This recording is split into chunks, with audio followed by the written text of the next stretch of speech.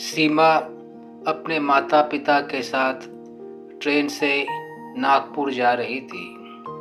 रात हो गई थी। यात्री अपना अपना खाना निकाल कर खा रहे थे। सीमा और उसके माता पिता ने भी भोजन करना शुरू किया। सीमा के सीट के सामने वाले सीट पर एक युवक और एक युवती भी यात्रा कर रहे थे। सीमा की माँ ने अपने खाने में से कुछ मिठाइयाँ निकाली और सामने बैठे युवक युवती को दी और कहा, मिठाई अच्छी है, खाकर देखो। युवक युवती ने मिठाई खाई और उन्होंने भी उनके पास रखे एक डब्बे को खोला और उसमें से कुछ काजू की बर्फी सीमा और उसके परिवार को खाने के लिए दी। सीमा ने देखा कि सामने बैठे युवक युवती खुद काजू की बर्फी नहीं खा रहे थे।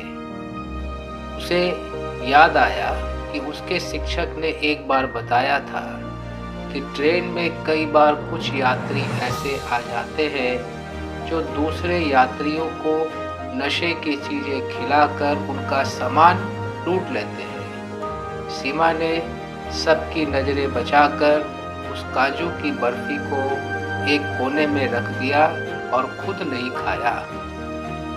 सभी यात्री खाना खाने के बाद सो गए थे, लेकिन सीमा को नींद नहीं आ रही थी। वो लेटी भी थी, उसकी आंखें बंद थी, लेकिन वो सोई भी नहीं थी।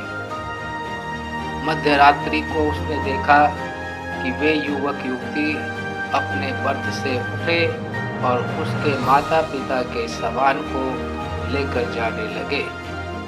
सीमा एकाएक उठी और चिल्लाने लगी, चोर चोर चोर चोर। आसपास के यात्री जाग गए और पूछा, बेटी क्या हुआ? सीमा ने सारी बातें बताई और यात्रियों ने उस युवक युवती को पकड़ लिया और अगले स्टेशन पर पुलिस के हवाले कर दिया। सभी सीमा की प्रशंसा कर रहे थे, लेकिन सीमा सारा का सारा श्रेय अपने शिक्षक को दे रही थी, जिन्होंने उसको एक अच्छी बात बताई थी और उस अच्छी बात के कारण आज उसके माता पिता नुकसान से बच गए थे।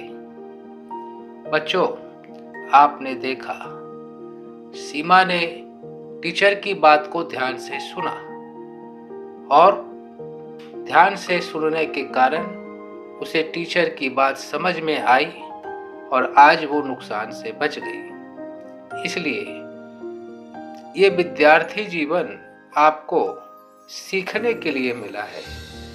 टीचर जब भी कक्षा में कोई भी बात बताते हैं, आप उनकी हर बात को ध्यान से सुनो ताकि वो आपके दिमाग के अंदर तक प्रवेश कर जाए और जीवन में जब भी आपको जरूरत पड़े वे बातें आपके काम में आ जाए। क्योंकि ये जो पढ़ने का, ये जो सीखने का, ये जो समझने का आपको समय मिला है, ये समय सिर्फ 5 साल 10 साल का है। ये 5 साल 10 साल का समय समाप्त होने के बाद आपके पास न तो ये शिक्षक रहेंगे, न ये विद्यालय रहेगा और न ये समय रहेगा। इसलिए इसका उपयोग कर लो और अपने आप को ऊंचा उठा लो ताकि जीवन में आप आगे बढ़ सको और आने वाला समय आपका बेहतर तरीके से बीत सके। जो मौका आपके हाथ में है उसका लाभ उठा लो। धन्यवाद।